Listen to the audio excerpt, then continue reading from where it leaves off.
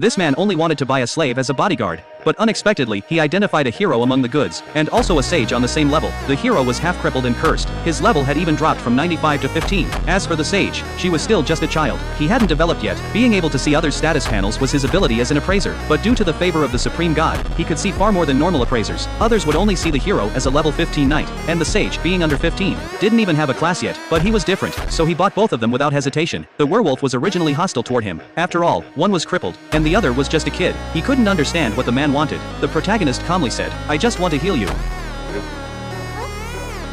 It turned out he had perfect healing magic. He could restore the werewolf's body, but his mana wasn't enough, so he needed to borrow the girl's power. As a future sage, her mana was ridiculously high. That was another reason he bought her. Because of the contract skill, he could share mana with others, and the girl was basically a walking mana battery. Since she and the werewolf had always relied on each other, the moment she heard there was a way to heal him, she agreed without hesitation. After drawing her mana, the protagonist finally had enough power to restore the werewolf's body. It didn't take long, and the werewolf, who had been hostile, now felt nothing but gratitude. Although the curse was still there, at least his body was whole again. But what he didn't know was that the protagonist not only knew about the curse, he could also remove it. Unfortunately, his level was too low. Otherwise, he could have restored the werewolf to his peak instantly. With his current strength, he could only barely break one layer of the seal. There were 8 layers in total. Who knew how long it would take to remove them all? Even so, to the werewolf, it felt like being reborn. He willingly performed a loyalty ritual, swearing to follow the protagonist to the death. Because of the contract skill, breaking the promise meant death. Even knowing that, the werewolf still agreed. After the contract was completed, the werewolf became one of them. So the protagonist told him about his special appraisal ability. He also mentioned the hidden danger in the girl. It turned out she had a skill called Divine Domain Surge. It was extremely powerful, but a human body couldn't handle it.